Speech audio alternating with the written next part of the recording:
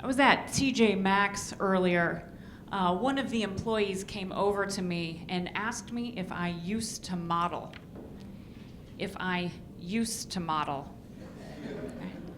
I don't know if that's a compliment. I wasn't even sure I heard the question. Then I thought, you know what? Maybe this guy doesn't speak good English. So I asked him. I said, did you mean earlier today? By any chance? And he looks at me, and I swear to God, in perfect American English, he says, I mean a really long time ago. What? I have been Botoxing since I was 24, okay? I should look 24, all right? I have paid a lot of money to be frozen in time. I was hurt. I was devastated. I wanted him to feel bad too. So I did the most modelly thing I could think of. I threw up on him. Yeah, I did feel better. So take that, Mr. TJ Maxx. Let's see, just got back from Israel. That's a fascinating place. If you've been, I don't know. It's great. I learned a lot of things. I learned about the Bedouins. I didn't know about the Bedouins before I went. The Bedouins are a semi-nomadic Muslim group of people who live in tents by the side of the road and can have multiple wives. Okay, and the workload is broken down like this. The woman in full burqa cover, no matter how hot it is outside, she goes and gets to herd sheep and goats all day, while the guy takes his pet camel, hangs out at a gas station, gives foreign tourists a ride if he feels like it, and takes their picture, okay? That's the workload. While we're there, the tour guide says to me, he says, Jamie, a Bedouin man would not give even one goat for you because you are too skinny. That's what he says, all right? And it's not like I asked him,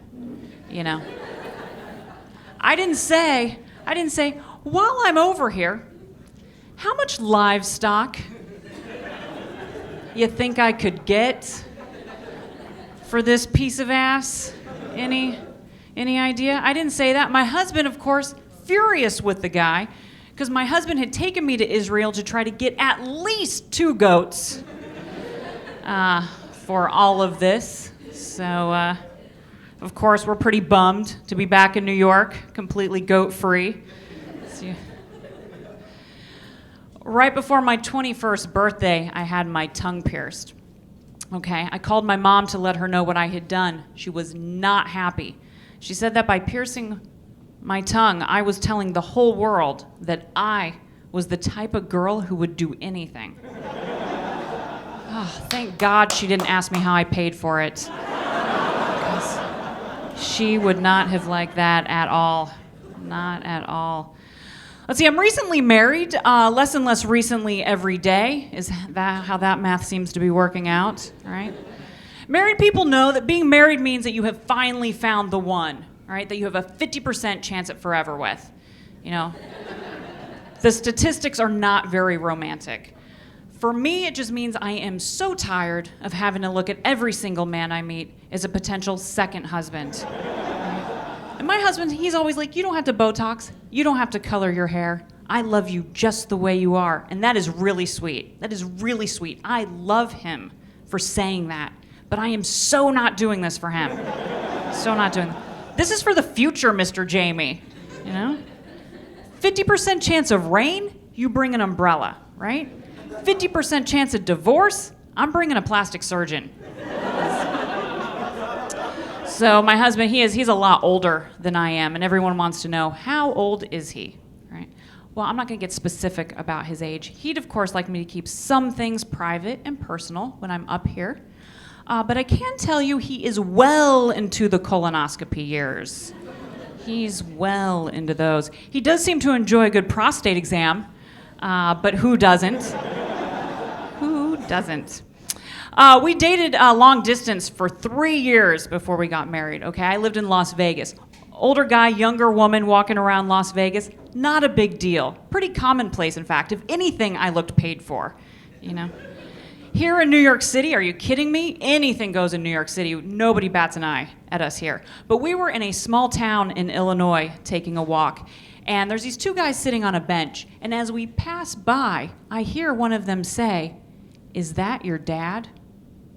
So I look up at my husband. He didn't hear it. He didn't hear it. Of course, the old guy doesn't hear it.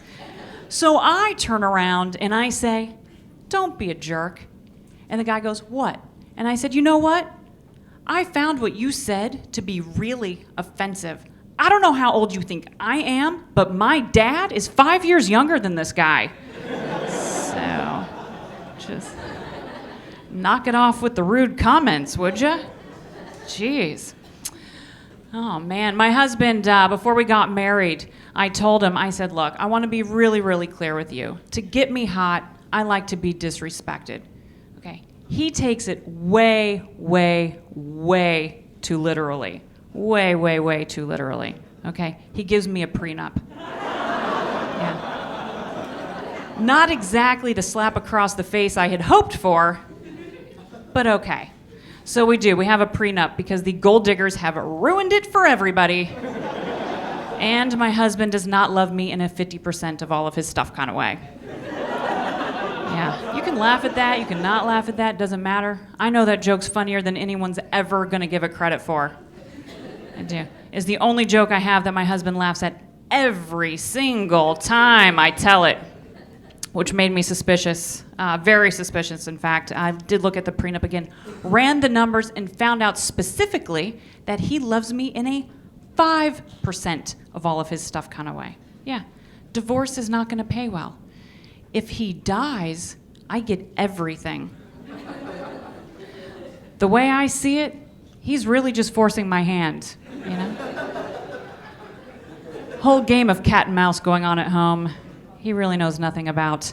Let's see, I'm a new stepmom. I know, nobody cares. I know, no one congratulated me when I was expecting. There's no expectant stepmother parking at Walmart, okay? But of course, being a new stepmom to two very, very, very cute boys, ages 19 and 23,